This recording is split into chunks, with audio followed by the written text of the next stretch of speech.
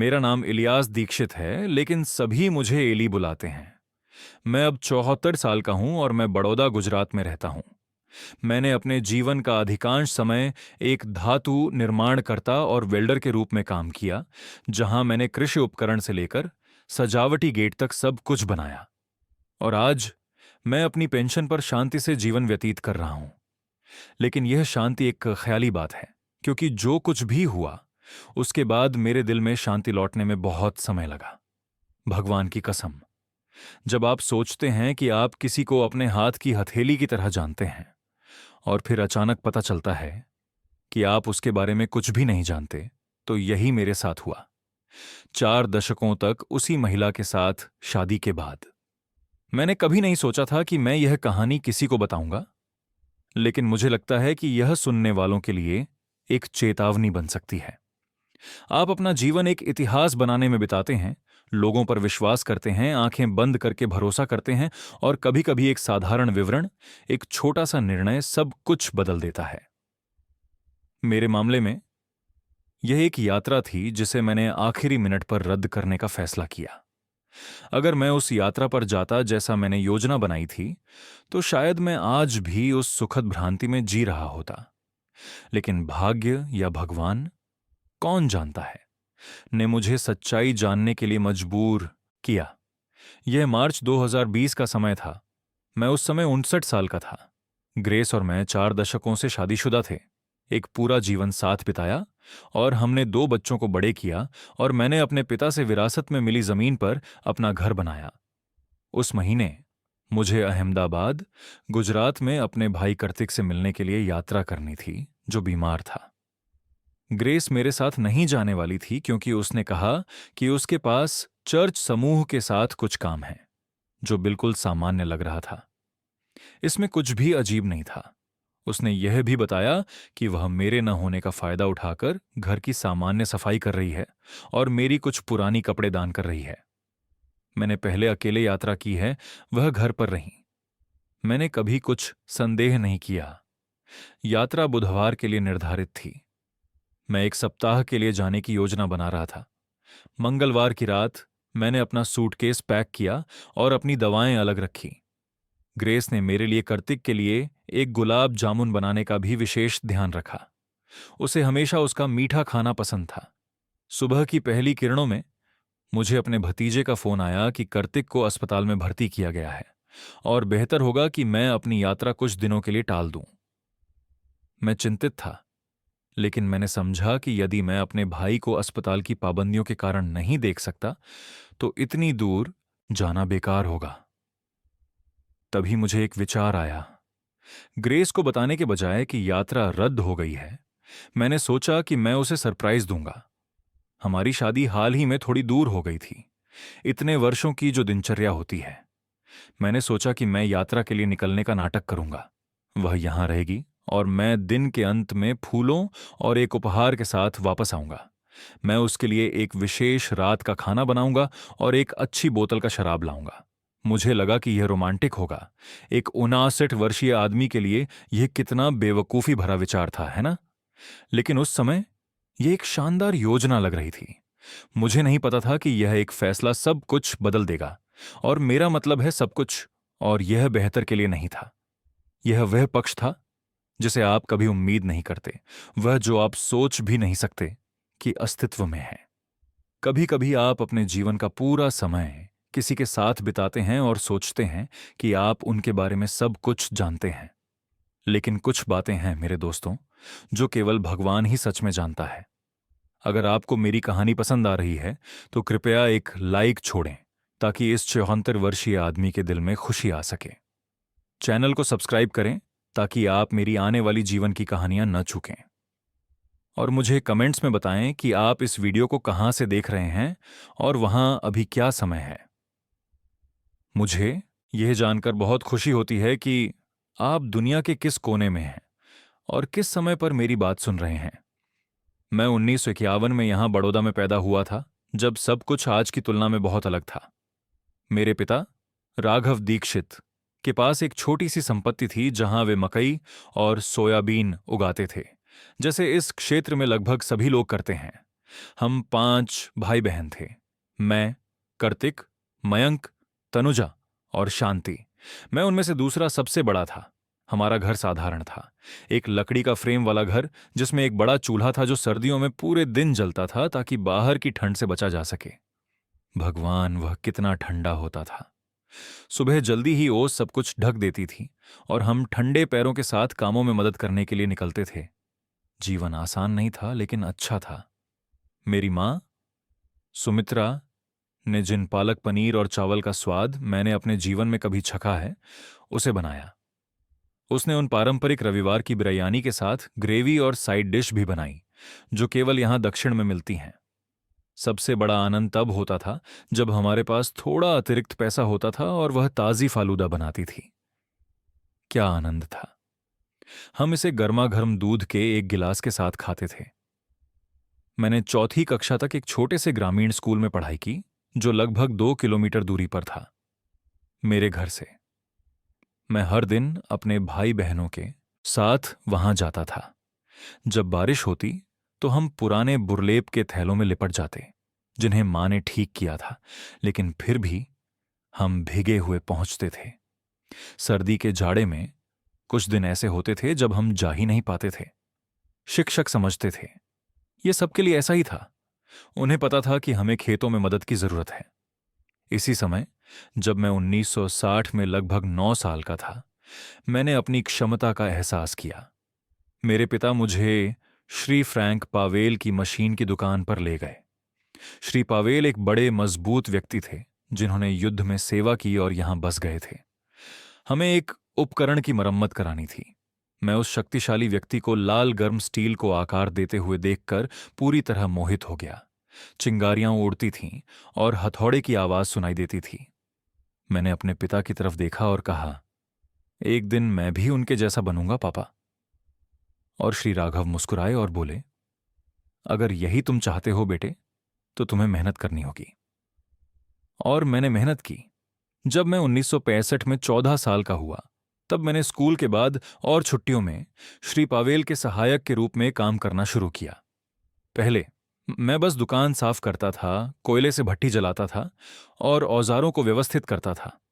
लेकिन धीरे धीरे वृद्ध व्यक्ति ने मुझे इस व्यापार के बारे में सिखाना शुरू किया।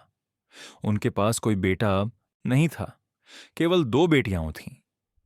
और मुझे लगता है कि उन्होंने मुझ में अपने ज्ञान को आगे बढ़ाने के लिए किसी को देखा। इली, तुम्हें समझना होगा कि स्टील लोगों की तरह होता है। इसका स्वभाव होता है, कभी यह लचीला होता है और कभी कठोर। तुम्हें यह जानना होगा कि इसे कब ठीक से काम करना है, वह अपनी गहरी आवाज में कहते थे। मुझे याद है कि बड़ौदा मेले के दौरान श्री पावेल हमेशा मुझे अपने घर खाने के लिए बुलाते थे। उनकी मेज बारबेक्यू रिब्स, मैक और चीज, पालक पनीर, मीठी चाय और विभिन्न प्रकार के घर के बने पाई से भरी होती थी। उनकी पत्नी श्रीमती हेलेन मुझसे बेटे की तरह व्यवहार करती थीं। 1968 में जब मैं 17 साल का था, हमारे आसपास एक भयंकर बाढ़ आई। बड़ा कीचड़ वाला नाला ओवरफ्लो हो गया और बहुत से लोगों ने सब कुछ खो दिया। हमारा घर, शुक्र है, ऊंची जमीन पर था, लेकिन श्री पावेल की दुकान पूरी तरह से पानी में डूब गई थी। मैंने 2 सप्ताह तक उनकी मदद की, जो हम बचा सके।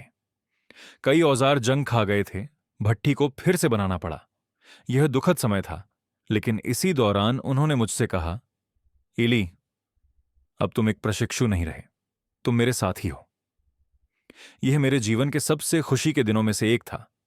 जब मैं 1959 में 18 साल का हुआ, मैंने श्री पावेल से जो कुछ भी सीखना था, लगभग सब कुछ सीख लिया था। मैंने अपने खुद के टुकड़े बनाना शुरू किया, चाकू, कृषे, उपकरण, सजावटी हिंग्स, और जिले में लोग मुझसे सीधे काम करने लगे। मैं चाहता हूं कि दीक्षित लड़का यह करे, वे कहते। यह श्री पावेल को गर्वित करता था, न कि जलन। ऐसा ही होना चाहिए, वह कहते। इसी समय यहां खेती में बदलाव आ रहा था। खास औजारों की मांग बढ़ रही थी और हम उसमें विशेषज्ञता हासिल करने लगे थे। कभी कभी कोई किसान हाथ से खींची गई स्केच लेकर आता, बस एक विचार, और हम उसे एक वास्तविक और कार्यात्मक चीज में बदल देते। ये सब काम नहीं था, जाहिर है। छुट्टियों में हम सामुदायिक केंद्र में डोमिनोज खेलने के लिए इकट्ठा होते। बातचीत के दौरान कॉफी पीते या चर्च के सामाजिक कार्यक्रमों में नाचते। मैं कभी बड़े पार्टी करने वालों में से नहीं था। मैं हमेशा थोड़ा रिजर्वाडो था, लेकिन मुझे अपने दोस्तों के साथ होना पसंद था, कहानियां साझा करना और हंसना। उन दिनों बिना टेलीविजन या अब जो आधुनिक चीजें हैं, मजा सरल था, लेकिन यह वास्तविक था। 1970 में जब मैं 19 साल का था, मैंने अपने पहले बड़े धोख का अनुभव किया। श्री पावेल को भट्ठी में काम करते समय स्ट्रोक आया। मैं उनके पास ही था जब यह हुआ। मैंने उन्हें लड़खड़ाते हुए देखा, हथौड़ा गिराते हुए और अपने सीने को पकड़ते हुए। मैं उनकी मदद के लिए दौड़ा और मदद के लिए चिल्लाया, लेकिन जब तक एम्बुलेंस आई तब तक कुछ किया नहीं जा सका। मैंने न केवल एक गुरु को खोया, बल्कि एक दूसरे पिता को भी। श्रीमती हेलेन ने मुझे अंतिम संस्कार के बाद फोन किया और कहा, एली, फ्रैंक चाहता था कि तुम दुकान लो। यह उसका सपना था कि तुम इस काम को आगे बढ़ाओ। उन्होंने मुझे उनकी हिस्सेदारी को मेरी गति पर किस्तों में बेचने का प्रस्ताव दिया। यह सिर्फ 19 साल की उम्र में अकेले व्यवसाय को संभालना एक बड़ा जिम्मेदारी था, लेकिन मैं श्री पावेल की विरासत को खत्म नहीं होने दे सकता था। और इस तरह मैं बड़ौदा में एकमात्र निर्माण कार्यशाला का मालिक बन गया, अब भी एक युवा आदमी जिसकी पूरी जिंदगी उसके सामने थी। मेरे पिता ने मेरे निर्णय का समर्थन किया। उन्होंने पहले ही देख लिया था कि मैं अपने भाइयों की तरह खेत के काम के लिए नहीं बना हूं। कार्तिक और मयंक ने फसलों के साथ उनके रास्ते का पालन किया। मेरी बहनें तनुजा और शांति क्षेत्र के 2 किसानों के लड़कों से छोटी उम्र में शादी कर ली थीं। मैं परिवार में अलग था, जिसने एक और दिशा चुन ली थी।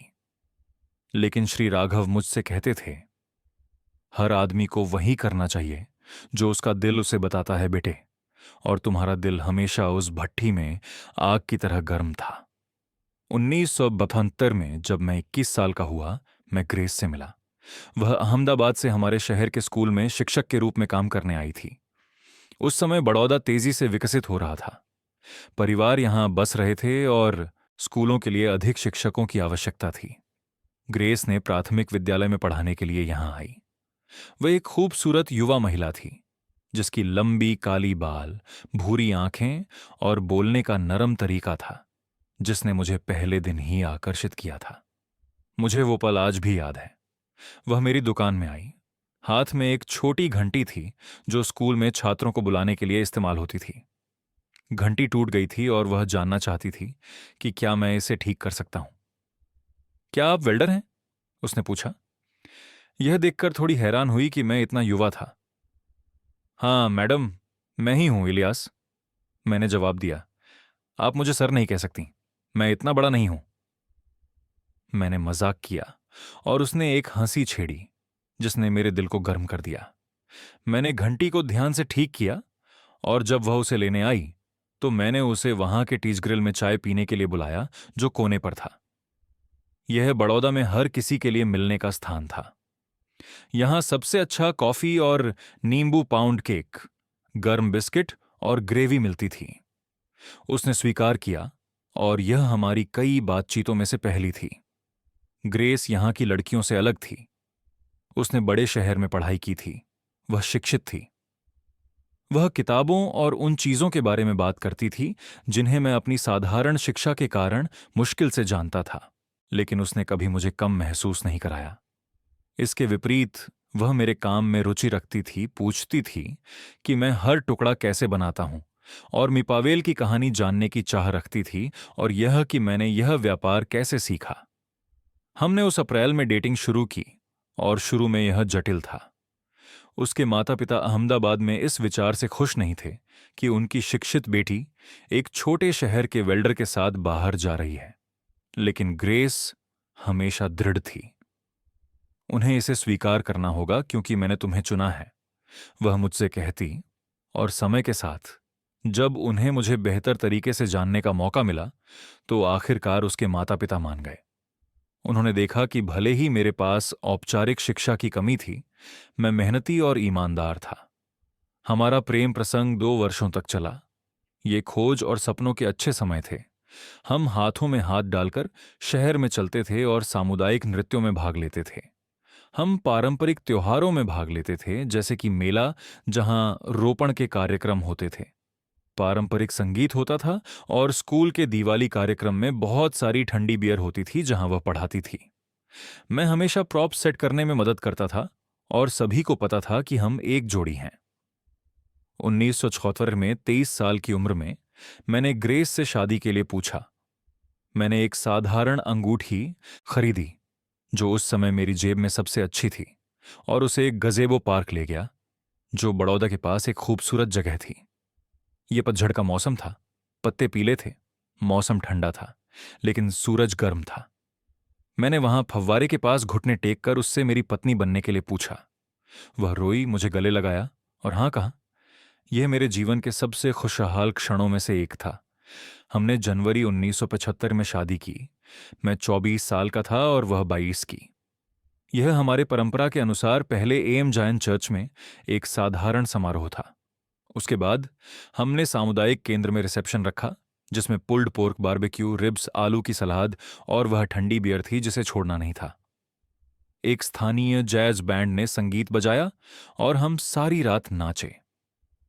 हमारी हनीमून अहमदाबाद में थी, सिर्फ 3 दिन के लिए, क्योंकि मैं दुकान बंद नहीं रख सकता था। हमने एक छोटे किराए के घर में साथ जीवन शुरू किया जो दुकान के पास था। यह ज्यादा बड़ा नहीं था, लेकिन यह हमारा छोटा कोना था। ग्रेस ने पढ़ाना जारी रखा और मैंने और मेहनत की। बड़ौदा बढ़ रहा था। अधिक कृषि उपकरणों की देखभाल की आवश्यकता थी। लोग अधिक घर बना रहे थे जिन्हें दरवाजे, रेलिंग और हार्डवेयर की जरूरत थी। काम कभी खत्म नहीं हुआ, भगवान का शुक्र है। 1977 में जब मैं 26 साल का था, हमें अपनी पहली भूमि खरीदने का मौका मिला। यह उस समय बड़ौदा के केंद्र में एक अच्छा आकार का प्लॉट था, लेकिन तब इसे थोड़ा दूर समझा जाता था। हमने धीरे धीरे निर्माण किया। पहले एक शेड बनाया जो कार्यशाला के रूप में काम करता था, फिर खुद घर।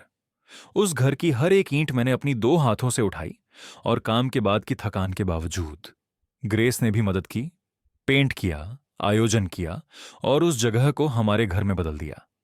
यह मेहनत का समय था, लेकिन साथ में एकता का भी।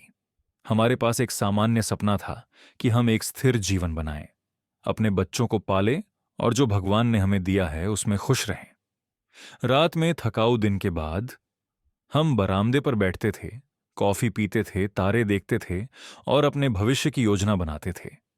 ग्रेस अपने छात्रों के बारे में बात करती थी और मैं उसे अपने प्राप्त आदेशों के बारे में बताता था, और इस तरह हमने एक दिन में एक दिन जिया। 1978 में 37 साल की उम्र में मुझे अपने व्यापार का विस्तार करने का प्रस्ताव मिला। अहमदाबाद में एक कृषि उपकरण निर्माता चाहता था कि मैं उन्हें विशेष भागों की बड़ी मात्रा में आपूर्ति करूं। यह एक बड़ा कदम था। इसका मतलब था सहायक कर्मचारियों को नियुक्त करना और अधिक उपकरण खरीदना। मैंने इस बारे में ग्रेस से काफी बात की। वह हमेशा से ज्यादा शिक्षित, मुझे संख्याएं चलाने और जोखिमों की गणना करने में मदद करती थी। अगर यही तुम चाहते हो इलियास, तो मदद करने के लिए, उसने मुझसे कहा। और बस ऐसे ही मैं एक छोटे शहर के वेल्डर से एक छोटे व्यवसाय में बदल गया। मैंने 2 सहायक रखे, समुदाय के युवा लोग जो मेरे जैसे इस पेशे को सीखना चाहते थे। एक दिन मैंने शेड का विस्तार किया और नई उपकरणों में निवेश किया। काम 2 गुना हो गया, थकावट भी 2 गुनी हो गई, लेकिन व्यवसाय को बढ़ते हुए देखकर जो संतोष मिला, उसने सब कुछ काबू में कर लिया। ग्रेस कभी कभी मजाक में कहती, मैं तुम्हारी दुकान से जलती हूं इलियास, तुम इसके साथ ज्यादा समय बिताते हो जितना मेरे साथ। 1959 में 28 साल की उम्र में हमें हमारी पहली बड़ी खुशी मिली। हमें पता चला कि ग्रेस गर्भवती है। हम कुछ समय से कोशिश कर रहे थे, और जब डॉक्टर ने इसकी पुष्टि की तो यह एक जश्न था। उसने अपने 6ठे महीने तक पढ़ाना जारी रखा और फिर अवकाश पर चली गई। हमने सब कुछ इतनी सावधानी से तैयार किया। मैंने खुद से पालना बनाया, सब मच्छरदानी की लकड़ी से और लोहे की सजावट के साथ। ग्रेस ने कपड़े बुनाई, कंबल सिले और नर्सरी को व्यवस्थित किया। हमारा पहला बच्चा जमाल मई 1980 में हुआ, जब मैं 29 का था। एक मजबूत, स्वस्थ लड़का जिसके गाल उसी तरह गुलाबी थे जैसे हम अपने बाग में सेब उगाते थे। मैं उसकी पहली चीख याद करता हूं, उस छोटे से जीव को अपनी कठोर हथेलियों में पकड़ने का भावनात्मक अनुभव। तुम उसकी अच्छी देखभाल करना, ग्रेस ने कहा, थकी हुई लेकिन खुश, अस्पताल के बिस्तर पर अहमदाबाद में, जहां हमें जाना पड़ा क्योंकि उस समय बड़ौदा में कोई उचित प्रसूति वार्ड नहीं था। जमाल के आगमन से जिंदगी पूरी तरह बदल गई। ग्रेस ने उसकी देखभाल के लिए कुछ समय काम से लिया और मैंने दुकान पर खोई हुई आय की भरपाई के लिए कड़ी मेहनत की, लेकिन मैंने कभी शिकायत नहीं की। मेरे बेटे की हर मुस्कान, हर खोज जो उसने की, वह सभी प्रयासों के लायक थी। मैं घर थका हुआ आता, लेकिन हमेशा उसके साथ खेलने, स्नान कराने और उसे कहानियां सुनाने के लिए ऊर्जा थी। ग्रेस कहती कि मैं एक लाड प्यार करने वाला पिता था, और मैं था। तुम इसे मान लो। 3 साल बाद 1983 में, जब मैं 32 का था, हमारी दूसरी खुशी आई। ग्रेस फिर से गर्भवती थी। इस बार यह अधिक शांत था। हमारे पास पहले से अनुभव था। हम जानते थे कि क्या उम्मीद करनी है। जमाल 3 साल का, ये नहीं समझता था कि छोटे भाई या बहन का क्या मतलब है, लेकिन हमने उसे थोड़ा थोड़ा करके समझाया। तुम बड़े भाई बनने वाले हो, तुम्हें उनका ध्यान रखना है और उन्हें सिखाना है, मैंने समझाया। वह बहुत गर्व महसूस कर रहा था। जनवरी 1984 में हमारी बेटी जोई का जन्म हुआ। अगर जमाल मेरी छवि था, तो जोई अपनी मां की तस्वीर थी। वही आंखें, वही मुस्कान, एक छोटी राजकुमारी जिसने हमारे परिवार को पूरा किया। वह घर जो कभी स्पेशियस लगता था, अब बच्चों के बड़े होने के साथ छोटा लगने लगा। खिलौने हर जगह बिखरे हुए, हंसी हर कोने को भर रही थी। यह एक अव्यवस्था थी, लेकिन खुशी की अव्यवस्था। 1980 के दशक हमारे लिए स्थिरता के वर्ष थे। व्यवसाय अच्छा चल रहा था। दीक्षित मेटलवर्क्स की पूरे क्षेत्र में अच्छी प्रतिष्ठा थी। कभी कभी हमें अटलांटा, जॉर्जिया से विशेष टुकड़ों के लिए ऑर्डर मिलते थे, जिन्हें केवल मैं सही तरीके से बना सकता था। जोई के 2 साल की होने पर ग्रेस ने फिर से पढ़ाना शुरू किया और हमने एक विश्वसनीय महिला, मिस लुपिता को पाया, जो हमारे काम पर जाने के दौरान बच्चों की देखभाल करती थी। ये एक साधारण जीवन था, लेकिन एक पूरा जीवन। कम से कम मैंने तब यही माना। 1990 का दशक आया और इसके साथ देश में कई बदलाव आए, लेकिन बड़ौदा में हमारी जिंदगी एक शांत और स्थिर गति से चलती रही। 1990 में 29 साल की उम्र में दुकान एक स्थिर व्यवसाय बन चुकी थी। मेरे पास 5 कर्मचारी थे, सभी मेरे द्वारा प्रशिक्षित, और हमने सजावटी गेट बनाना शुरू किया, जो राज्य के बाहर भी बिकने लगे। जमाल 10 साल का, स्कूल के बाद मेरे साथ कार्यशाला में रहना पसंद करता था, धीरे धीरे वही सीखते हुए जो मैंने मिस्टर पाउल से सीखा था। जोई 6 साल की, ग्रेस के प्रति अधिक जुड़ी हुई थी, हमेशा किताबों और नोटबुकों के साथ, एक ऐसी बुद्धिमत्ता के साथ जिसने उसके शिक्षकों को प्रभावित किया। 1975 में जब मैं 41 का था, ग्रेस को प्राथमिक विद्यालय की प्राचार्य के रूप में पदोन्नत किया गया। ये उस समर्पित कार्य की मान्यता थी जो उसने हमेशा एक शिक्षक के रूप में किया था। मैं उस पर, हमारे जीवन पर, जो हमने बनाया, गर्व महसूस करता था। हमारा घर अब पूरी तरह से तैयार था, जिसमें एक खूबसूरत बगीचा था जिसे ग्रेस सप्ताहांत में देखती थी, और पीछे एक बाग था जिसमें संतरे, नींबू और यहां तक कि एक अंगूर की बेल थी जो हमें घर का बना शराब बनाने के लिए पर्याप्त देती थी। कुछ भी बहुत फैंसी नहीं, लेकिन आरामदायक, सुकून देने वाला। और हमारा परंपराएं हमारे परिवार में मजबूत बनी रहीं। रविवार को घर मेरे भाई बहनों और उनके बच्चों के दौरे से भरा रहता था। मैं एक पत्थर के बारबेक्यू पिट पर मांस भूनता, जो मैंने खास इसके लिए बनाया था, जबकि महिलाएं आलू का सलाद, बॉल और वह दक्षिणी चावल और बीन्स तैयार करती थीं, जिसे हम ही सही तरीके से बनाना जानते थे। बच्चे यार्ड में खेलते और हम, बड़े लोग, कॉफी पीते, जीवन के बारे में बात करते और पुरानी कहानियां सुनाते, जिन्हें बच्चे पहले से दिल से जानते थे, लेकिन हमेशा फिर से सुनने के लिए कहते थे। 1975 में, जब मैं 44 का था, हमारे क्षेत्र में एक बड़ा बाढ़ आई जो अरट्टड़ से भी बदतर थी। बड़ा कीचड़ भरा नाला इतना ऊंचा उठ गया कि उसने शहर के उन हिस्सों को भी बाढ़ में डुबो दिया जो पहले कभी प्रभावित नहीं हुए थे।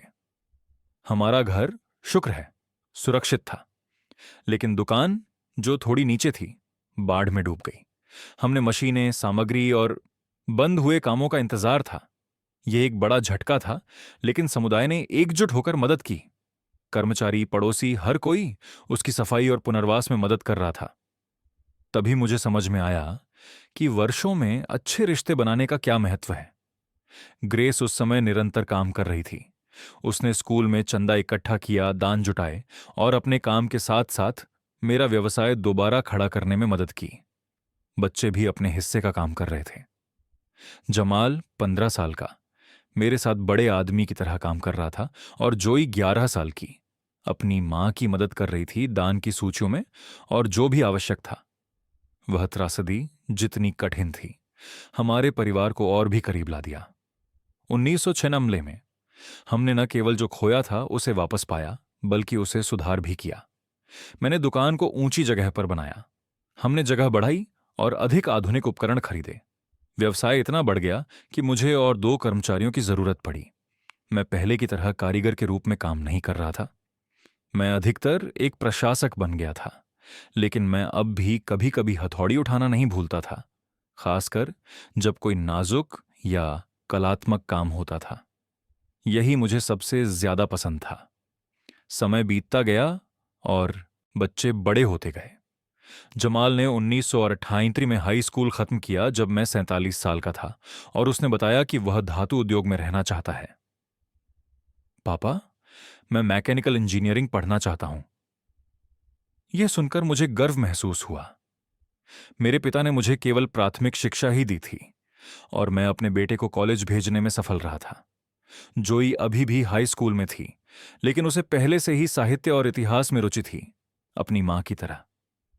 जब हम 2000 में 39 साल के हुए, हमारी जिंदगी पूरी तरह से सही लग रही थी। ग्रेस और मैंने अपनी 25वीं शादी की सालगिरह मनाई और अपनी प्रतिज्ञा को नवीनीकरण के लिए एक खूबसूरत पार्टी रखी। उस दिन वह हल्के नीले रंग की ड्रेस में बेहद खूबसूरत लग रही थी, जो उसकी आंखों को और भी चमकदार बना रही थी। हमारे बच्चे, रिश्तेदार और सालों में बनाए गए दोस्त सभी हमारे साथ जश्न मनाने के लिए वहां थे। मैं पार्टी के दौरान चारों ओर देखकर सोच रहा था, हमने यह किया। जो कुछ भी हम इतने समय पहले सपना देखा करते थे, वह सब यहां है। 2002 में जब मैं 51 साल का था, जमाल ने ग्रेजुएशन की डिग्री ली और बड़ौदा लौट आया। उसे अहमदाबाद में बड़ी कंपनियों में काम करने के प्रस्ताव मिले थे, लेकिन उसने मेरे साथ काम करने का निर्णय लिया। पापा, मैं कंपनी को आधुनिक बनाना चाहता हूं। मैंने बहुत कुछ सीखा है जो हमें और बढ़ने में मदद कर सकता है, उसने युवा ताजा ग्रेजुएट के उत्साह के साथ कहा। और यही हमने किया। उसकी इंजीनियरिंग की जानकारी और मेरे व्यावहारिक अनुभव ने व्यवसाय को एक नया बढ़ावा दिया। दूसरी ओर जोई ने एक अलग रास्ता चुना। 2003 में 19 साल की उम्र में उसने साहित्य की पढ़ाई के लिए विश्वविद्यालय में दाखिला लिया। वह हर दिन बस से वहां जाती थी। यह थकाऊ था, लेकिन वह घर छोड़ना नहीं चाहती थी। मुझे बड़ौदा की शांति बड़ी शहर की हलचल से बेहतर लगती है, वह कहती थी। ग्रेस ने उसे कॉलेज के असाइनमेंट में मदद की, उसके निबंधों की समीक्षा की और जोई द्वारा पढ़ी जाने वाली किताबों पर चर्चा की। दोनों को एक साथ देखकर बहुत अच्छा लगता था। वे बोलने और सोचने के तरीके में एक दूसरे से कितनी समान थीं। उस समय हमारी दिनचर्या शांति से भरी थी। मैं सुबह जल्दी दुकान के लिए निकलता था, जिसे अब हमने दीक्षित मेटल वर्क्स और फैब्रिकेशन कहा था। ग्रेस स्कूल के लिए निकलती थी और बच्चे अपने अपने कामों के लिए। हम शाम को डिनर के लिए मिलते थे, हमेशा एक साथ टेबल पर दिन के बारे में बात करते थे। सप्ताहांत में कभी कभी हम एम्मी राघव के तालाब में मछली पकड़ने जाते थे, जो पड़ोसी थे और जिनके पास मछली पकड़ने के लिए अच्छी जगह थी। कभी कभी हम अहमदाबाद जाकर मूवी देखने या बाहर खाने के लिए भी जाते थे। 2006 में जब मैं 55 साल का था, जोई ने ग्रेजुएशन की डिग्री ली और उसी स्कूल में अंग्रेजी पढ़ाना शुरू किया जहां उसकी मां प्रिंसिपल थीं। यह गर्व का एक और कारण था कि मेरी बेटी ग्रेस के पद चिन्हों पर चल रही थी, उसी समर्पण और अपने छात्रों के प्रति उसी स्नेह के साथ। ग्रेस, जो उस समय 34 साल की थी, अगले कुछ वर्षों में रिटायरमेंट के बारे में बात कर रही थी और विचार यह था कि जोई अंततः प्रिंसिपल की स्थिति संभाल सकती है। उसी वर्ष जमाल ने 26 साल की उम्र में निकोल से मुलाकात की, जो जैक्सन मिसिसिपी से आई थी और यहां बड़ौदा में बैंक में काम करने आई थी। उन्होंने डेटिंग शुरू की और हमें जल्द ही पता चला कि यह गंभीर है। वह हमेशा उसे रविवार के डिनर पर लाता था और उसने परिवार में अच्छी तरह से समाहित हो गई। उसे रसोई में मदद करना पसंद था। उसने जमाल के पसंदीदा स्थानीय व्यंजन बनाना सीख लिया। वह ग्रेस और जोई के साथ अच्छी तरह से घुल मिल गई। 2008 में उन्होंने शादी कर ली। यह सामुदायिक केंद्र में एक खूबसूरत पार्टी थी, ठीक जैसे हमारी थी दशकों पहले। जीवन ने अपनी स्वाभाविक धारा को जारी रखा। 2010 में जब मैं 39 साल का था, मैं पहली बार दादा बना। निकोल ने कायरा को जन्म दिया, एक खूबसूरत छोटी लड़की जो जमाल की बचपन की छवि थी। अगले वर्ष ईसायाह आया। वे हमारे घर की खुशी थे। ग्रेस पोते पोतियों के चारों ओर पिघल जाती थी। वह उनकी हर इच्छा पूरी करती थी। मैं मजाक में कहता, क्या तुम उन बच्चों को बिगाड़ रही हो औरत? लेकिन गहराई से नीचे दिया गया पाठ भारतीय संदर्भ में पूरी तरह से पुनः कल्पित किया गया है। मैं भी इसी तरह था। मैंने कीरा के लिए लकड़ी और धातु से एक गुड़िया घर बनाया और इसहाक के लिए एक झूला घोड़ा। ये छोटी खुशियां धीरे धीरे बुढ़ापे की दस्तक दे रही थीं। जोए ने भी अपना साथी खोज लिया। 2012 में जब मैं 61 वर्ष का था, उसने एरॉन नाम के एक गणित शिक्षक को डेट करना शुरू किया, जो बटन रूज लुइजियाना से बड़ौदा में पढ़ाने आया था। वह एक गंभीर अध्ययनशील युवक था, एक अच्छे परिवार से। शुरू में मुझे वो थोड़ा अंतर्मुखी लगा, हमारे दक्षिण के खुले स्वभाव से अलग। लेकिन समय के साथ मैंने देखा कि वह एक अच्छा इंसान है जो वाकई में मेरी बेटी से प्यार करता था। उन्होंने 2014 में शादी की, जो जमाल की शादी से छोटी थी लेकिन उतनी ही भावनात्मक। ग्रेस ने 2015 में रिटायरमेंट ली, जब मैं 64 का था। 40 साल से अधिक समय तक बड़ौदा में शिक्षा के क्षेत्र में समर्पित रहने के बाद स्कूल में उनके लिए एक सरप्राइज पार्टी आयोजित की गई, जिसमें पूर्व छात्रों ने भाग लिया, जिनमें से कुछ अब अपने बच्चों के साथ आए थे जो भी उनके छात्र रह चुके थे। यह देखना बहुत भावनात्मक था कि उन्होंने कितने लोगों के जीवन में प्रभाव डाला। मैं अपनी पत्नी पर बहुत गर्व महसूस कर रहा था, जिसे मैंने जीवन के लिए साथी के रूप में चुना था। जैसा कि मेरे लिए बात है, मैंने पहले ही धातु के कामों के प्रशासन का अधिकांश काम जमाल को सौंप दिया था, लेकिन मैं लगभग हर दिन वहां जाता था। मैं चुप नहीं बैठ सकता। मैं कहता, मुझे पुराने ग्राहकों से बात करना, यहां वहां सलाह देना और उस व्यवसाय को देखना अच्छा लगता था जो कभी बहुत छोटा था, अब लगभग 20 लोगों को रोजगार देता था। यह संतोषजनक था, एक अच्छी तरह से किए गए काम का एहसास। हमारे दिन शांत थे। ग्रेस अब बगीचे में, पढ़ाई में और पोते पोतियों के साथ समय बिताने में लगी रहती थी, जो हमारे साथ दोपहर बिताने आते थे। मेरे पास मछली पकड़ने का अधिक समय था, अपने दोस्तों से मिलने का समय था, जो वेटरन्स क्लब में इकट्ठा होते थे, जहां हम कार्ड खेलते और पुराने दिनों की यादें ताज़ा करते थे। कभी कभी हम उन जगहों पर यात्रा करते थे जहां जाने का हमें पहले कभी समय नहीं मिला। हम नैशविल, सवाना गए। हम क्लब द्वारा आयोजित एक दौरे पर न्यू ऑरलियंस भी पहुंचे। ये एक अच्छा चरण था जो हमने इतने वर्षों में बोया था, उसका फल भोगना। साल 2018 तक सब कुछ शांति से चल रहा था, जब मैं 67 का था। उसी साल मैंने ग्रेस में कुछ सूक्ष्म बदलाव नोटिस करना शुरू किया। छोटी छोटी बातें, कुछ भी ऐसा नहीं जो मुझे गंभीरता का संदेह दिलाए, लेकिन इतना अजीब कि मेरी नजरें उन पर टिक गईं। वह जो हमेशा घर में रहने वाली थीं, अब बाहर जाने लगी थीं। शुरुआत में ये सामान्य गतिविधियां थीं। मंगलवार को दोस्तों के साथ एक बुनाई समूह, गुरुवार को चर्च में स्वेच्छा से काम करना, शनिवार को एक पुस्तक क्लब। सब कुछ वैध लगता था और मैंने सोचा कि यह अच्छा है कि वह रिटायरमेंट में अपनी गतिविधियां कर रही है। यह अच्छा है कि तुम्हारे पास अपनी चीजें हैं, ग्रेस, मैं उसे कहता। इतने सालों तक काम करने के बाद तुम खुद का आनंद लेने की हकदार हो। और वह मुस्कुराती, मेरे माथे पर एक चुंबन देती और कहती, यह अच्छा है कि दिमाग को व्यस्त रखने के लिए कुछ हो। इलियास, तुम्हें बस समय का इंतजार नहीं करना चाहिए। लेकिन धीरे धीरे ऐसी बातें सामने आने लगीं जो पूरी नहीं लगती थीं। एक बार उसने कहा कि वह पुस्तक क्लब जा रही है, और जब मैंने अगले दिन हमारी पड़ोसी मिस ग्लोरिया से इसका जिक्र किया, जो समूह में भी शामिल थी, तो वह भ्रमित लग रही थी। लेकिन कल कोई बैठक नहीं थी श्री इलियास। ये कैंसिल कर दी गई थी क्योंकि मिस टेरेसा, जो पुस्तक प्रस्तुत करने वाली थीं, बीमार पड़ गईं। जब मैंने ग्रेस से इसके बारे में पूछा तो उसने विषय बदल दिया।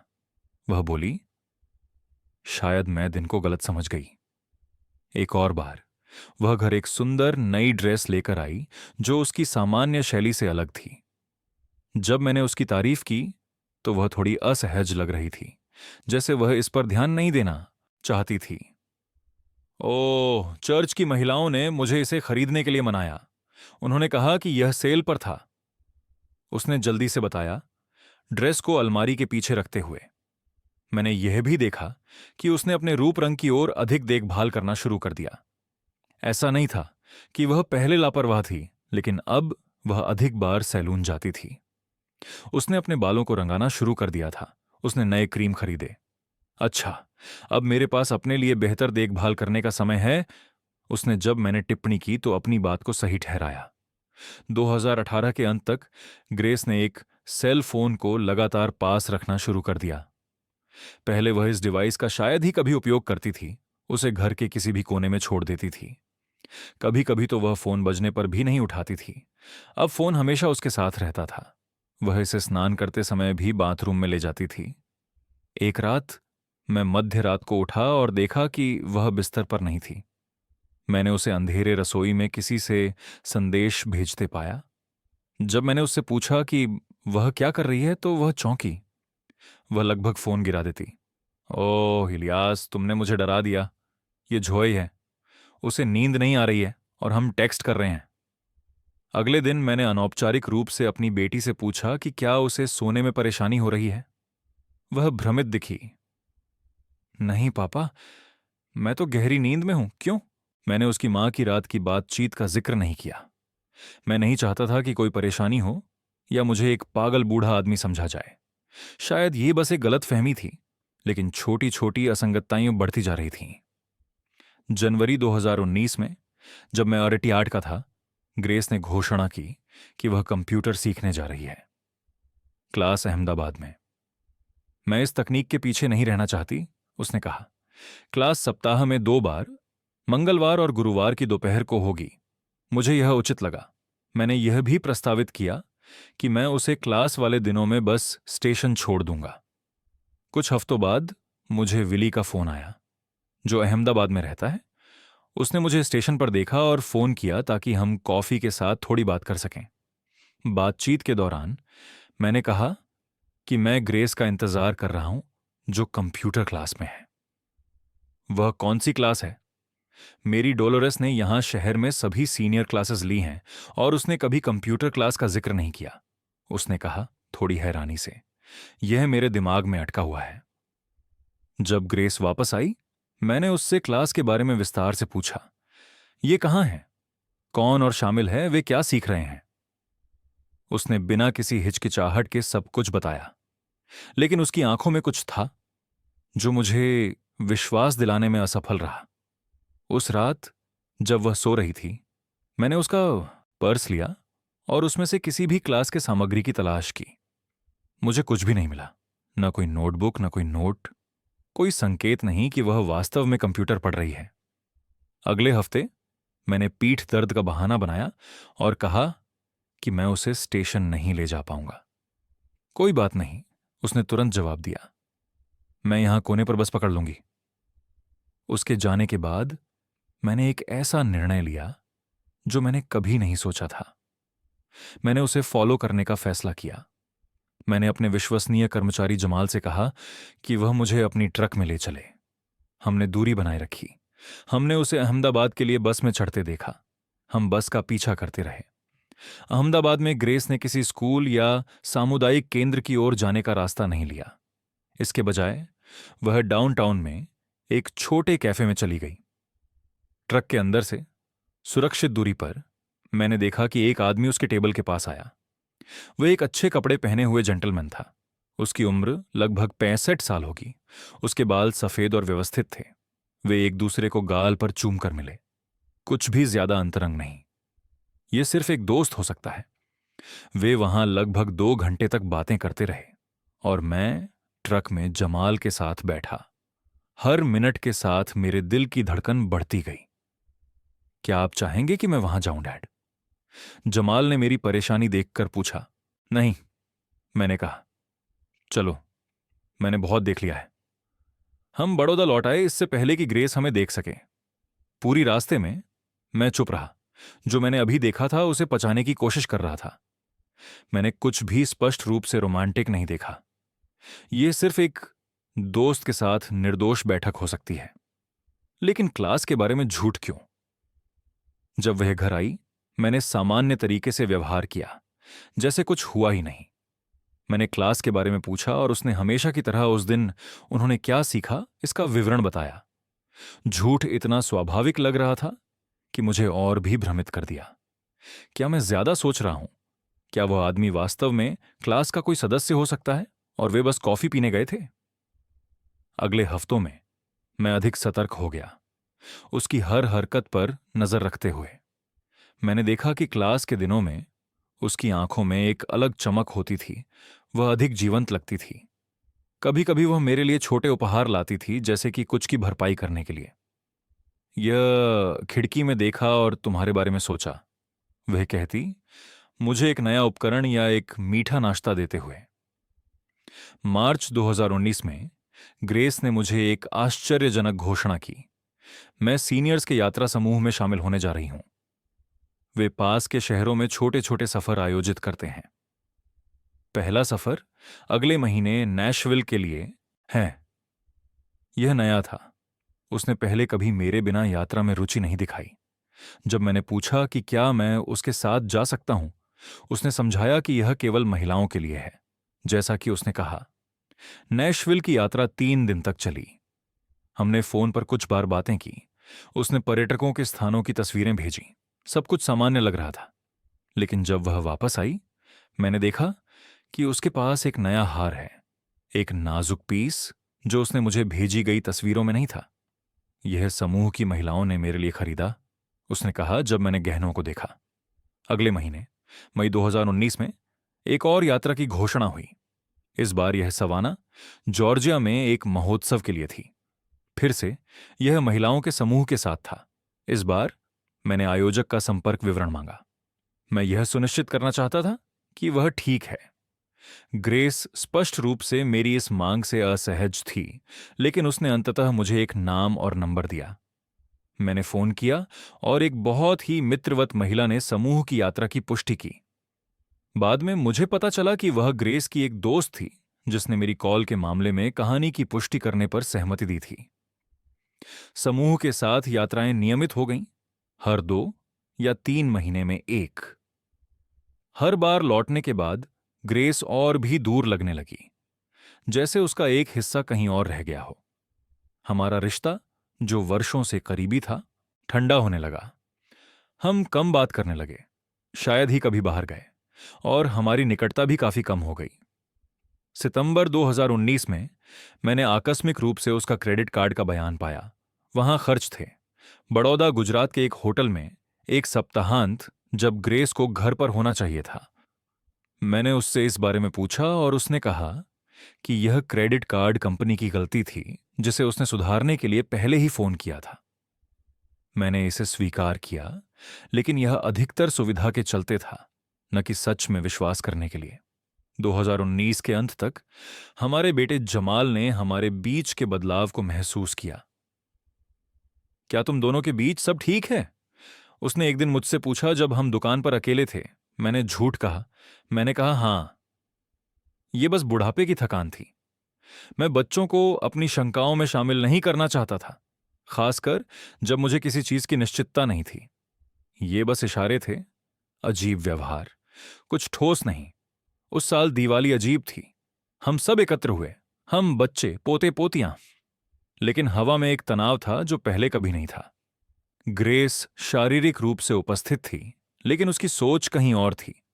वह हर पल अपने फोन को पकड़ती, स्क्रीन पर मुस्कुराते हुए जैसे कोई निजी रहस्य हो। हमारे बच्चे चिंतित नजरों से एक दूसरे को देखते थे, यह महसूस करते हुए कि उनके माता पिता के बीच कुछ ठीक नहीं था। मैंने 2020 में भारी दिल के साथ कदम रखा, एक अनिश्चितता जो मुझे भीतर से कचोट रही थी। फरवरी में जब हमने 45 साल की शादी का जश्न मनाया, मैंने उसे एक सरप्राइज देने का सोचा, एक प्रयास जो उस रिश्ते को फिर से जीवित करने का था जो फीका पड़ रहा था। मैंने फूल खरीदे, अहमदाबाद में एक रेस्तरां बुक किया और सब कुछ सावधानी से योजना बनाई। ग्रेस सच में प्रभावित हुई और कुछ घंटों के लिए यह पुराने दिनों की तरह था। उसने टेबल पर मेरा हाथ थाम लिया, मेरी आंखों में देखा और कहा, ये 45 अद्भुत साल थे इलियास। भूतकाल का प्रयोग मुझे नहीं छूटा और मुझे अपने दिल में एक दर्द महसूस हुआ।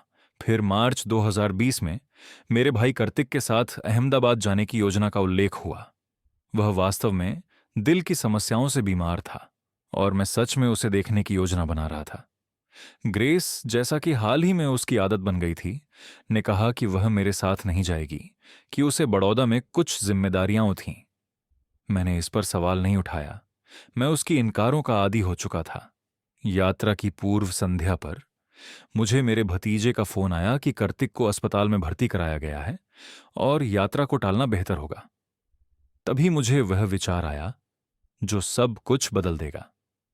ऐसा दिखावा करना कि मैं चला गया हूं और उसी दिन वापस आकर ग्रेस को सरप्राइज देना। मेरे भीतर का एक हिस्सा सच में एक रोमांटिक इशारा करना चाहता था ताकि हमारी शादी को बचा सकूं, लेकिन एक और हिस्सा जो महीनों से संदेह जमा कर रहा था, चाहता था कि आखिरकार सच्चाई का पता चले। और इस तरह मैं उस नसीब के दिन पर पहुंचा, एक फर्जी यात्रा करने का निर्णय लेने के लिए, यह जानने के लिए कि मेरी 45 वर्षीय शादी में क्या हो रहा था। मुझे यह नहीं पता था कि सच्चाई मेरी सभी शंकाओं से कहीं अधिक दर्दनाक होगी। 11 मार्च 2020 की सुबह, एक बुधवार, मैं अपने सूटकेस के साथ घर से निकला। मैंने ग्रेस को गाल पर एक त्वरित चुंबन देकर अलविदा कहा, जैसा कि हाल ही में हमारी आदत बन गई थी। कार्तिक का ध्यान रखना, उसकी ओर से एक आलिंगन देना, उसने कहा, मेरे भाई के लिए सच में चिंतित लगते हुए। मैं अगले मंगलवार को वापस आऊंगा, मैंने कहा, झूठ के कारण मेरे गले में एक गांठ महसूस होते हुए। मैं ट्रक में बैठा और निकल पड़ा, लेकिन स्टेशन की ओर जाने के बजाय मैं सीधे दुकान पर गया। मैंने पहले से ही जमाल के साथ सब कुछ तय कर लिया था। उसे पता था कि मैं यात्रा नहीं कर रहा था, लेकिन उसे असली कारण नहीं पता था। मैंने उसे बस इतना बताया कि मैं अपनी मां को सरप्राइज देना चाहता था, शायद उस रिश्ते को फिर से जगाने की कोशिश करना चाहता था जो थोड़ा ठंडा हो गया था। मेरा बेटा, हमेशा समझदार, ने ज्यादा सवाल नहीं किए। क्या आपको किसी चीज में मदद चाहिए पिताजी? उसने पूछा। कोई जरूरत नहीं बेटे, बस ये मत बताना कि तुमने मुझे यहां आज देखा, मैंने अनुरोध किया। मैं दुकान पर दोपहर तक रुका, कुछ परियोजनाओं में मदद करते हुए अधिकतर समय बिताने के लिए। मैंने मिस्टर अर्ल के डाइनर में एक बाउल चिल्ली खाई, वहीं कोने पर जहां कोई मेरी उपस्थिति पर सवाल नहीं करेगा। फिर मैं किराने की दुकान गया और सरप्राइज के लिए कुछ चीजें खरीदी। एक सूखी लाल शराब जो ग्रेस को पसंद थी, धीमी गति से पकने वाले चिल्ली के लिए सामग्री जो मैंने हाल ही में बनाने की सीखी थी, और एक गुलदस्ता जो मैंने मिस लोरेटा की फूलों की दुकान से ऑर्डर किया था। दोपहर 3 बजे के आसपास मैं घर वापस आया। मैंने ट्रक को एक ब्लॉक दूर पार्क किया ताकि कोई आवाज ना हो। दिल की धड़कन तेज थी। मैंने अपने चाबी से पिछवाड़े का गेट खोला, चुपचाप। मुझे अब भी याद है कि मार्च की धूप मेरी पीठ पर थी, हमारे बगीचे से जैस्मिन की महक, पड़ोस के खेत में बुलबुलों का गाना, ये सब विवरण मेरे जीवन के उस पल की याद में अंकित हो गए जो हमेशा के लिए बदलने वाला था। घर में सन्नाटा था। मैंने धीरे से पुकारा, ग्रेस। कोई उत्तर नहीं। उसकी कार गैरेज में नहीं थी जो मुझे। उसने अजीब सा महसूस किया। वह शायद ही कभी बुधवार को बाहर जाती थी। वह तो उस दिन अपने पुराने सास बहू के धारावाहिक देखा करती थी। मैंने किराने का सामान रसोई में रखा और बेडरूम में गया। बिस्तर बिछा हुआ था, सब कुछ व्यवस्थित था। बाथरूम में मैंने देखा कि उसकी कुछ क्रीम और मेकअप अपनी जगह पर नहीं थे। मैं फिर से लिविंग रूम में गया, उलझन में। मैंने सोचा, क्या वह किसी दोस्त से मिलने गई है? मैंने इंतजार करने का फैसला किया। मैं सोफे पर बैठ गया और टेलीविजन चालू किया, लेकिन मैं किसी भी चीज पर ध्यान केंद्रित नहीं कर सका। मिनट धीरे धीरे गुजरते गए। 4 अछामंड, 5 अंखामंश, 6 ग्यावह। सूर्य अस्त होने लगा और फिर भी ग्रेस नहीं आई। मुझे चिंता होने लगी, अगर उसके साथ कुछ हो गया। मैंने फोन उठाया और उसके मोबाइल पर कॉल किया। यह सीधे वॉइसमेल पर चला गया। मैंने जोई को फोन किया। बेटा, क्या तुम्हें पता है कि तुम्हारी मां कहां है? उसने हैरानी से जवाब दिया। मैंने सोचा था कि आप यात्रा पर हैं पापा। मां ने आज बाहर जाने के बारे में कुछ नहीं कहा। नहीं, मैंने एक बहाना बनाया। मैंने कहा कि मैंने घर पर कॉल किया था लेकिन किसी ने जवाब नहीं दिया। मैंने ग्रेस के कुछ दोस्तों को फोन किया, लेकिन किसी को नहीं पता था कि वह कहां है, या कम से कम उन्होंने ऐसा ही कहा। अब सोचते हुए उनमें से कुछ ने मेरे सवालों पर संकोच किया, जैसे कि वे असहज थे। उस समय मैंने इसे अपनी चिंता पर छोड़ दिया। उस रात 8 बजे मैंने शेरिफ कार्यालय जाने का फैसला किया। बड़ौदा एक छोटा शहर है, सभी एक दूसरे को जानते हैं। ड्यूटी पर मौजूद अधिकारी मिलर, जो मेरे पुराने परिचित थे, ने मेरी कहानी सुनने के बाद कहा, शांत हो जाइए श्री इलियास। श्रीमती दीक्षित एक जिम्मेदार महिला हैं। उनके बाहर रहने का कोई अच्छा कारण होगा। अभी तो 24 घंटे भी नहीं हुए हैं ना। हम अभी लापता व्यक्ति की रिपोर्ट नहीं कर सकते। मैं और भी अधिक परेशान होकर घर आया। रात लंबी थी, मैं सो नहीं सका। मैं लिविंग रूम के आर्म चेयर में बैठा रहा, दरवाजे की ओर देखते हुए उसकी कार के आने की आवाज सुनने की प्रतीक्षा कर रहा था। कुछ नहीं। दिन निकला और मैं फिर भी अकेला था। मैंने फिर से उसके मोबाइल पर कॉल किया, लेकिन वह अभी भी बंद था। मैं शेरिफ कार्यालय वापस जाने वाला था जब मुझे एक बात याद आई, उसका चेकबुक। ग्रेस हमेशा चेकबुक के साथ एक छोटी सी नोट पैड रखती थी, जहां वह अपॉइंटमेंट और फोन नंबर लिखती थी। मैं उस दराज में गया जहां वह आमतौर पर ये चीजें रखती थी। नोटपैड वहां था। मैंने इसे पलटा, यह देखने के लिए कि कहीं कुछ ऐसा तो नहीं है जो यह संकेत दे सके कि वह कहां हो सकती है। वर्तमान सप्ताह के पृष्ठ पर मैंने बुधवार के लिए एक नोटेशन पाया, कला। बस इतना, कोई और जानकारी नहीं। यह कला कौन हो सकता है? मैंने और पलटा और कई पिछले तारीखों पर वही नोटेशन पाया, हमेशा कला। हमेशा उन दिनों पर जब उसने कहा कि उसके बाहर कोई प्रतिबद्धताएं हैं। तभी मुझे याद आया कि मैंने कुछ महीने पहले मेम्फिस में कैफे में उसे एक आदमी के साथ देखा था। क्या वह यही कला हो सकता है? मैंने आगे के पृष्ठों पर वापस जाकर और सुराग खोजने का प्रयास किया। नोटपैड के पिछले कवर पर मैंने एक फोन नंबर देखा जो पेंसिल से लिखा हुआ था, लेकिन नाम नहीं था। कांपते हाथों से मैंने घर के फोन पर उस नंबर को डायल किया। तीसरे रिंग पर एक गहरी पुरुष आवाज ने उत्तर दिया, नमस्ते। मैं चुप रहा, यह नहीं जानते हुए कि क्या कहूं। नमस्ते, कौन है? आवाज ने दबाव डाला। मैंने फोन काट दिया।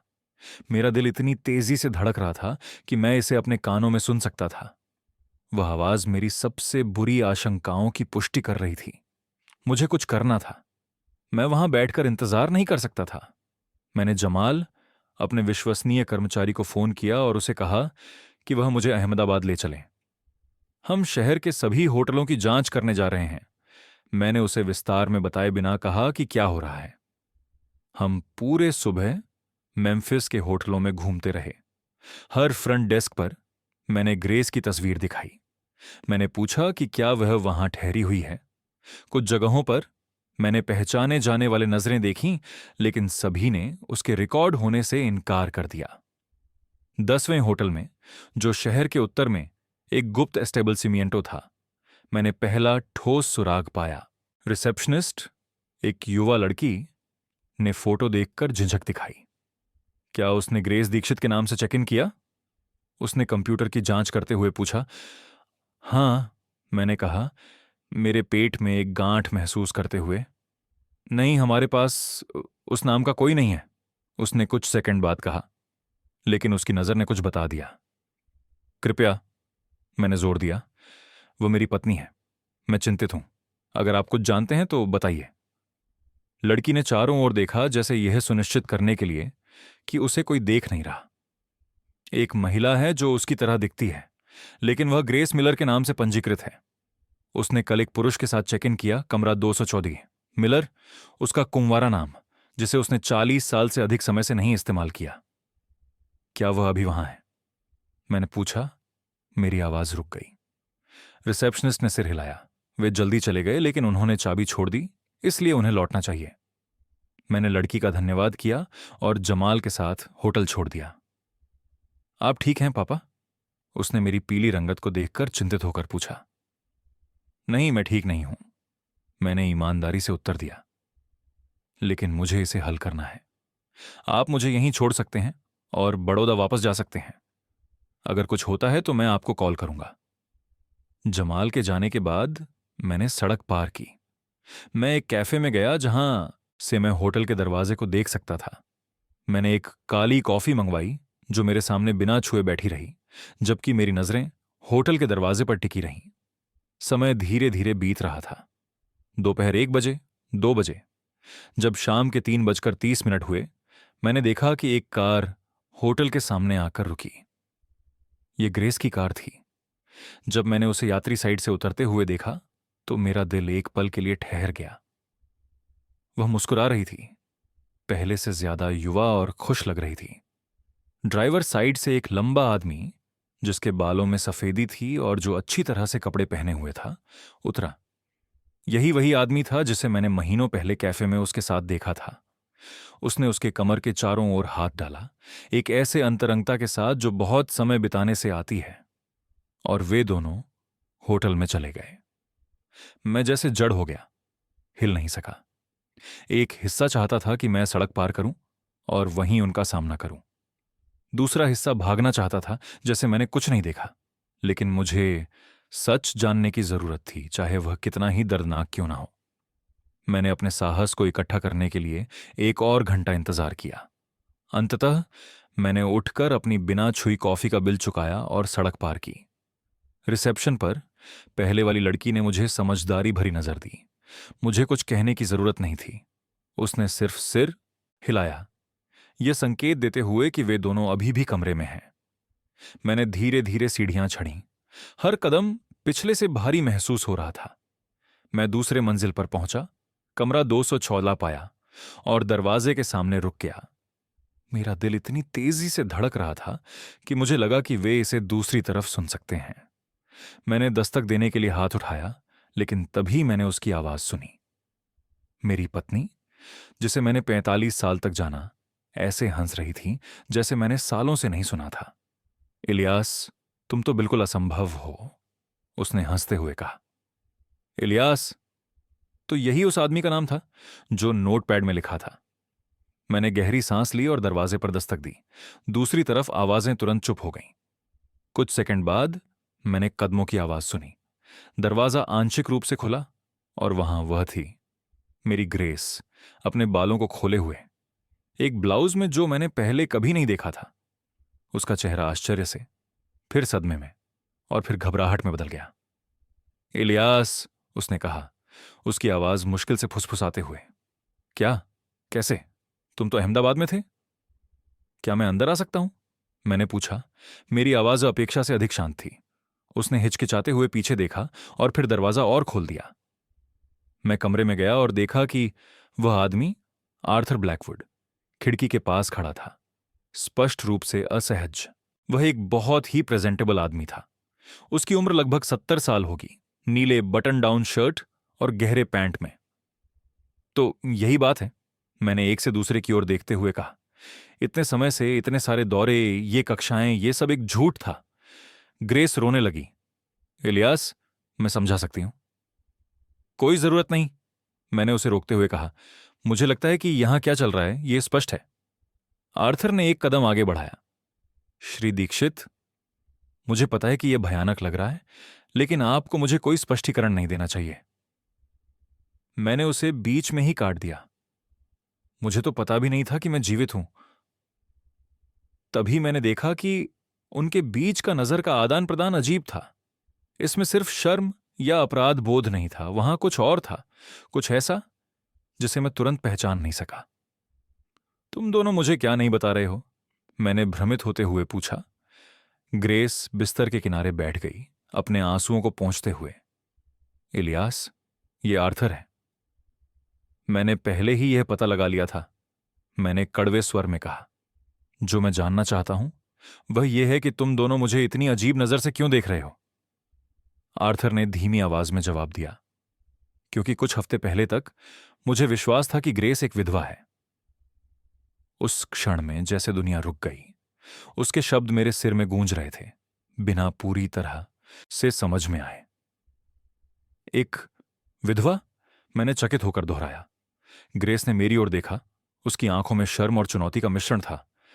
हां इलियास, मैंने उसे और यहां सभी को बताया कि मैं एक विधवा हूं, कि मेरे पति, तुम, 2 साल पहले मर गए।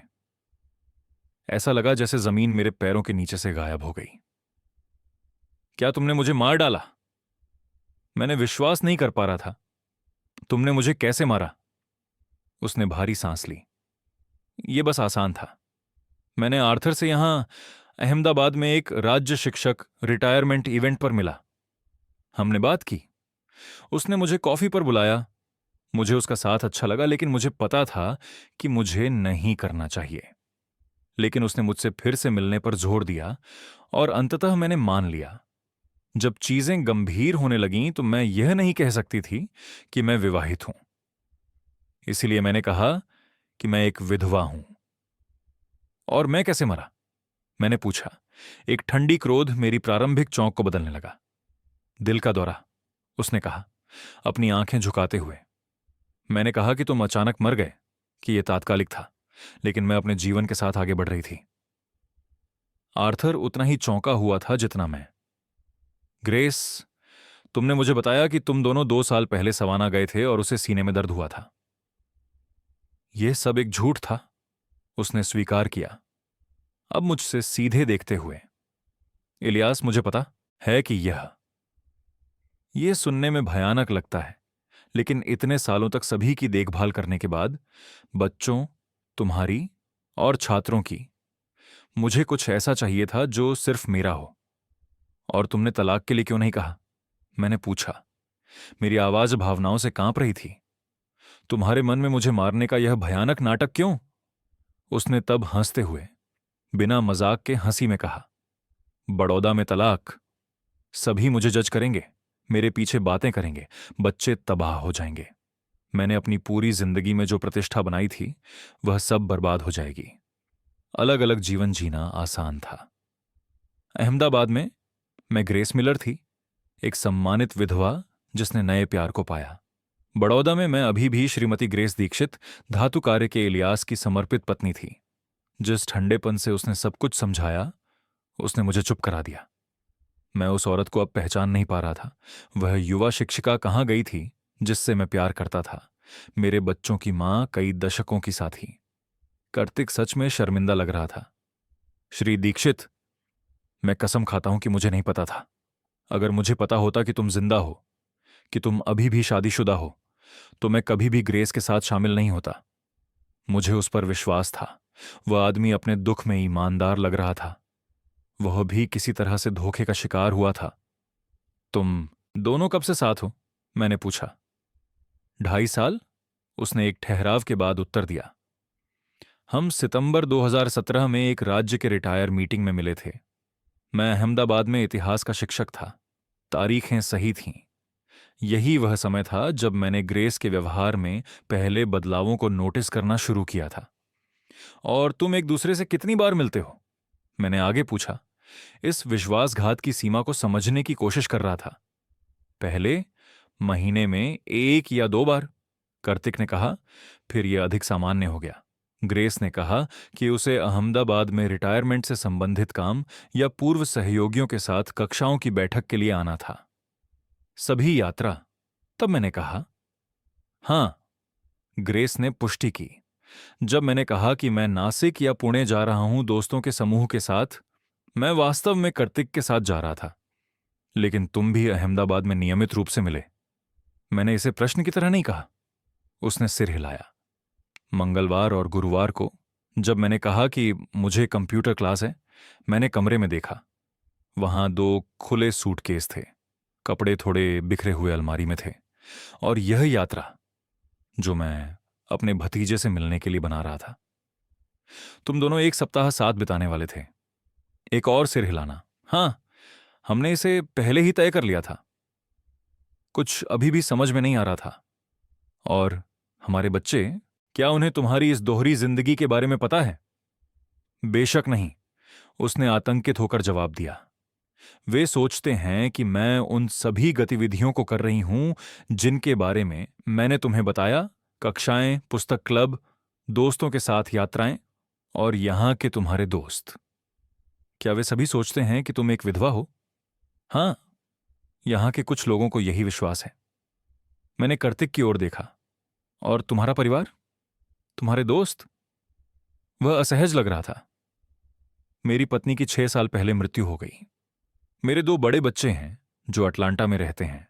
उन्होंने पिछले साल ग्रेस से मिलकर उसे विधवा समझा। स्थिति इतनी हास्यास्पद थी कि मैं लगभग हंस पड़ा।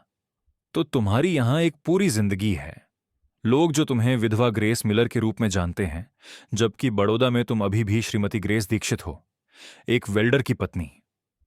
उसने उत्तर नहीं दिया। उसने सिर्फ अपनी आंखें नीची कर लीं। क्यों ग्रेस? मैंने पूछा। मेरी आवाजें टूट रही थी। तुमने मुझसे संबंध क्यों खत्म नहीं किया अगर तुम मुझसे प्यार नहीं करती थी? इतनी सारी झूठ क्यों? उसने ऊपर देखा और मैंने उसकी आंखों में कुछ देखा जो मैंने पहले कभी नहीं देखा था। एक ठंडी गणना। क्योंकि इस तरह मुझे दोनों दुनिया का सबसे अच्छा मिला। बड़ौदा में इलियास के साथ मुझे समुदाय का सम्मान, हमारे घर की सुविधा, बच्चों और पोते पोतियों के करीब रहने का सुख मिला। अहमदाबाद में मुझे नए रिश्ते का रोमांच, बिना 45 सालों के इतिहास के बोझ के किसी और बनने की स्वतंत्रता मिली। ये शब्द मुझ पर एक घूंसा की तरह लगे। और मैं, इस पूरे समीकरण में मैं क्या था? तुम मेरी बड़ौदा की जिंदगी का हिस्सा थीं, मेरे बच्चों के पिता, मेरे पोते पोतियों के दादा। मैं तुम्हें चोट नहीं पहुंचाना चाहता था, इसीलिए मैंने कभी कुछ नहीं कहा। तुम मुझे चोट नहीं पहुंचाना चाहती थीं। मैंने अविश्वास में दोहराया। तुमने मुझे अपने मन में मार डाला ग्रेस। तुमने मुझे अस्तित्व से मिटा दिया। जब मुझे पता चला तो यह मुझे चोट नहीं पहुंचाने वाला था। मैंने कभी नहीं सोचा कि तुम जानोगी। उसने स्वीकार किया। और शायद यही एकमात्र सच्चाई थी जो उसने उस दिन कही। मैंने अहमदाबाद के होटल से एक अलग व्यक्ति के रूप में निकाला। मैंने कुछ और नहीं कहा। मैंने बस पलटा और चल दिया। ग्रेस और कार्तिक को उनके रहस्यों और झूठों के साथ छोड़ दिया। मैंने बड़ौदा वापस जाने के लिए बस पकड़ी। खिड़की से बाहर देखते हुए बिना वास्तव में गुजरते हुए दृश्य को देखे। 42 साल का विवाह, एक पूरी जिंदगी जो साथ में बनी, और यह सब एक नाटक था, कम से कम पिछले कुछ सालों से। जब मैं घर पहुंचा, ग्रेस अभी भी नहीं लौटी थी। मैंने एक सूटकेस में कुछ कपड़े भरे, महत्वपूर्ण दस्तावेज उठाए और निकल गया। मैं उस छत के नीचे नहीं सो सकता था जहां इतनी सारी झूठी बातें हुई थीं। मैं जमाल के पास चला गया। उसने मुझे अचंभित होकर देखा। समझ नहीं पा रहा था कि उसके पिता के साथ क्या हो रहा है। क्या हुआ पिताजी? मां कहाँ है? उसने चिंतित स्वर में पूछा। मैंने उसे बैठाया और सब कुछ बताया। ये मेरे जीवन की सबसे कठिन बातचीत में से एक थी। मैंने उसकी आंखों में अविश्वास, फिर गुस्सा और फिर दुख देखा। यह सच नहीं हो सकता, वो बार बार कहता रहा। मां ऐसा नहीं कर सकती। अगले दिन तानुजा भी आई। वे दोनों अपनी मां की कहानी सुनना चाहती थीं, लेकिन मेरे पास सबूत थे। नोटपैड पर लिखी गई टिप्पणियां, होटल के रिसेप्शनिस्ट का बयान, यहां तक कि जमाल, जो मेरे साथ खोज में था। जब ग्रेस आखिरकार बड़ौदा लौटकर बच्चों को खोजने आई, तो वे पहले ही सब कुछ जान चुके थे। ये एक भयानक समय था। जिस परिवार को मैंने इतनी मोहब्बत से बनाया था, वह बिखर गया था। ग्रेस ने समझाने की कोशिश की, लेकिन ऐसा कोई स्पष्टीकरण नहीं था जो इतनी जटिल और निर्दयी धोखे की बात को सही ठहरा सके। यह सिर्फ बेवफाई का मामला नहीं था। ये मेरे अस्तित्व का पूरी तरह से इनकार था। मैंने तलाक लेने का निर्णय लिया। 79 साल की उम्र में मैं अकेला था, फिर से शुरुआत करने के लिए मजबूर। पहले कुछ महीने सबसे कठिन थे। मैंने धातु के कारखाने के पास एक छोटा सा घर किराए पर लिया। मैंने काम में खुद को डुबो दिया। बच्चे मेरे साथ खड़े थे, लेकिन उनके लिए भी यह जटिल था। आखिरकार, चाहे ग्रेस ने जो किया वह कितना भी भयानक था, वह अभी भी उनकी मां थी। ये खबर बड़ौदा में तेजी से फैल गई। छोटे शहर में ऐसी बातें छिपाई नहीं जा सकती। मुझे दयनीय नजरों का सामना करना पड़ा। जब मैं गुजरता तो फुसफुसाते हुए सुना, मेरे लिए मैं गरीब आत्मा, बूढ़ा इलियास, जिसे उसकी पत्नी ने धोखा दिया था, बन गया। यह धोखे से भी अधिक चोट पहुंचाने वाला था। जैसे ही आर्थर ब्लैकवुड के बारे में पता चला, मैंने सुना कि उसने भी ग्रेस से दूरी बना ली। मुझे बताया गया कि वह भी उसके झूठ के स्तर को जानकर उतना ही हैरान था जितना मैं था। अंत में वह भी धोखा खा गया, ये सोचते हुए कि वह एक विधवा के साथ रिश्ते में है, जबकि वह वास्तव में धोखे का अनजाने में सहायक था। तलाक के बाद ग्रेस अहमदाबाद चली गई।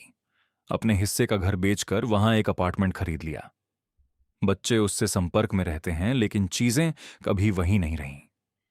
पारिवारिक समारोह, रविवार के डिनर, सब कुछ समाप्त हो गया। हम केवल अनिवार्य अवसरों पर मिलते हैं, जैसे पोते पोतियों की ग्रेजुएशन या महत्वपूर्ण जन्मदिन। समय बीत गया और दर्द, हालांकि कभी पूरी तरह से गायब नहीं हुआ, अधिक सहनीय हो गया। मैंने अकेले जीना सीख लिया, छोटी छोटी चीजों में खुशी ढूंढी।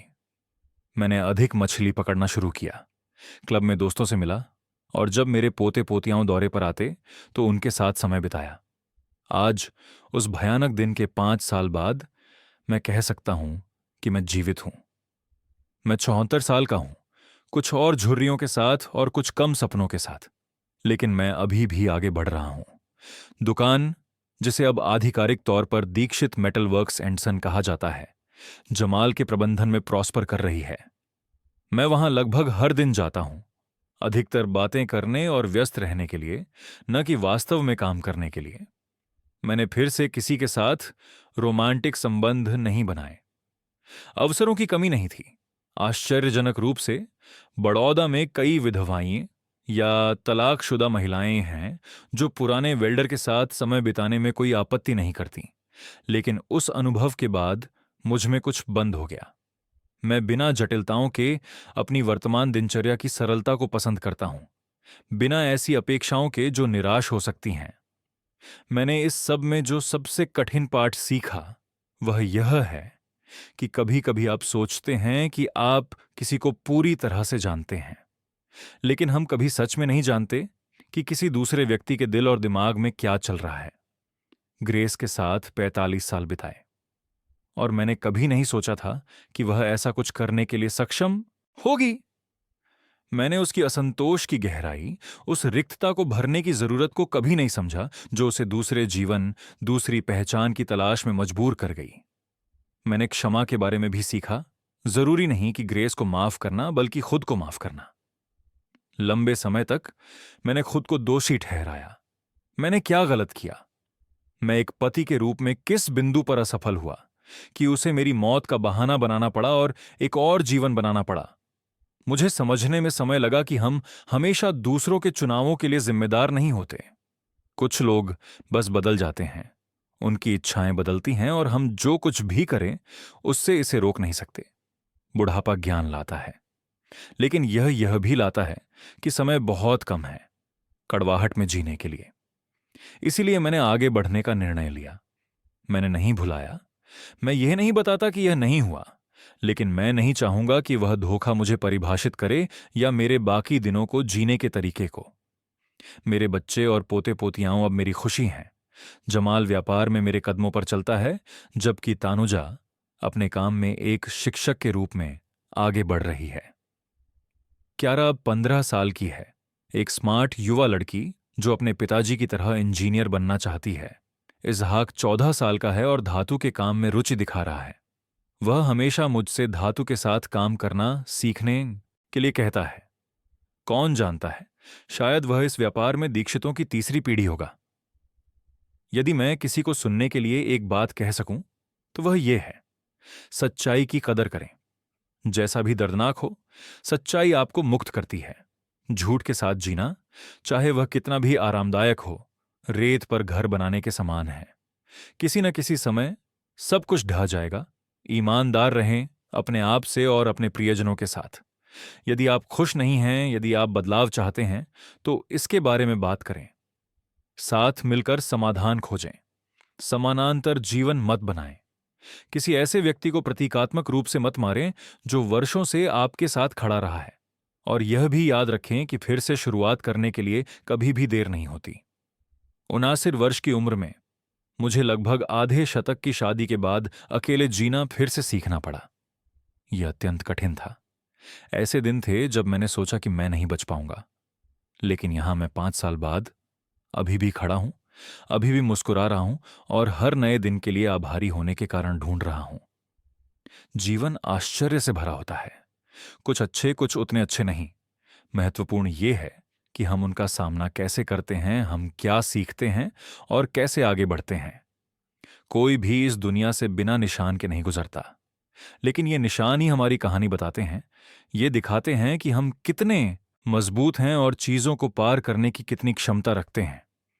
यदि इस कहानी ने आपके दिल को गर्म किया या आपको थोड़ी सोचने पर मजबूर किया, तो कृपया एक लाइक छोड़ दें ताकि इस 74 वर्षीय व्यक्ति का दिन रोशन हो सके। अब चैनल को सब्सक्राइब करें मेरे प्रिय, ताकि आप अगली कहानियों को न चूकें। मैं अपने सभी प्यार के साथ बताऊंगा। और मुझे एक छोटी सी बात कमेंट में बताएं। आप यह वीडियो कहां से देख रहे हैं और वहां अभी क्या समय है? क्या आपने जीवन में किसी बड़े निराशा का सामना किया है और आप आगे कैसे बढ़े? यह दादा जानकर बहुत खुश हैं कि कौन मेरे सामने है और आपके दिन के किस क्षण में आपने सुनने का थोड़ा समय निकाला।